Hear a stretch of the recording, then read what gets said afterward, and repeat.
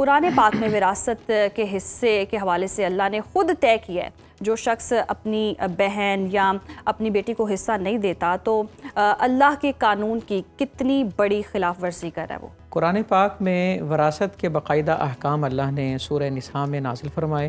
وہاں پر 12 لوگوں کا ذکر ہے جنہیں اصحاب الفروض کہتے ہیں۔ اصحاب الفروض کا مطلب ہے یہ 12 لوگ وہ ہیں جن کے حصے اللہ نے فرض کر دیے، ان کے حصے میں کمی نہیں ہو سکتی، بیشی نہیں ہو سکتی، یہ حصے فرض ہو گئے ہیں، یہ معاف کریں بھی تو معاف نہیں ہو سکتے، انہیں ریسیو کرنا ہی ہوگا، لے کر پھر کچھ چھوڑیں یا واپس کریں وہ ایک الگ بات ہے۔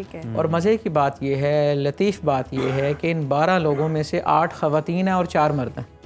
اچھا، ان 12 اصحاب الفروض میں سے 8 خواتین ہیں اور 4 مرد ہیں، جو کہ خاتون وہ ہے جس کی حیثیت معاشرے میں مختلف ہیں، بہن بھی ہے، بیٹی بھی ہے، بیوی بھی ہے، ماں بھی ہے۔ تو ان تمام کو مد نظر رکھتے ہوئے خواتین کے جو حصے مقرر کیے، اور آیات کا اختتام اس بات پہ ہوتا ہے، اللہ فرماتا ہے یہ اللہ کی حد ہے، اور اللہ کی حد کو توڑنے والا اپنے اوپر ظلم کرتا ہے۔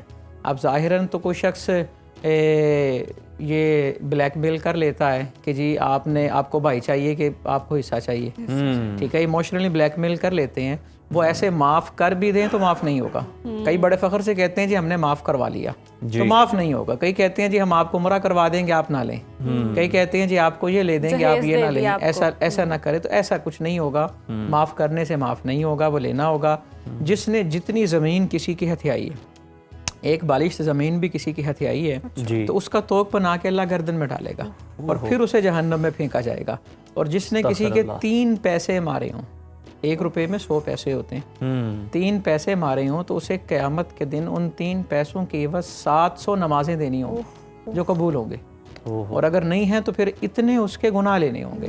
تو نبی اکرم صلی اللہ علیہ وآلہ وسلم نے پوچھا صحابہ سے، بتاؤ دیوالیہ کس کا ہوتا ہے؟ عرض کیا حضور جس کے پاس جو زیرو ہو جائے۔ آپ نے فرمایا نہیں، دیوالیہ اس شخص کا ہوگا، قیامت میں آئے گا، اتنے پہاڑ ہوں گے اس کے عملوں کے، نیکیوں کے، وہ جنت جانے لگے گا، اسے روک دیا جائے گا اور کہا جائے گا ابھی حق داروں کا حق دینا ہے۔ تو اس وقت تو ہوگا کچھ نہیں، وہ نیکیاں دیتا رہے گا، نیکیاں ختم ہو جائیں گی لیکن حق دار ختم نہیں ہوں گے، اب ان کے گناہ لینا شروع کرے گا۔ جتنے پہاڑ اس کے پاس نیکیوں کے تھے اس سے زیادہ انبار گناہوں کے لگ گیا۔ آپ نے فرمایا دیوالیہ اس شخص کا ہوگا اور گھاٹے میں وہ شخص ہوگا۔ دنیا کی زندگی بڑی مختصر ہے، بڑی مختصر زندگی ہے، تو لہٰذا اس مختصر سی زندگی میں اللہ کے معاملات کی کبھی بھی خلاف ورزی نہ کرے انسان نے، کہہ کہ نہیں یہ دیکھنے کے لیے نماز روزہ نہیں دیکھا جائے گا، یہ ضرور دیکھا جائے گا کہ اس نے کسی کا حصہ کھایا کہ نہیں کھایا۔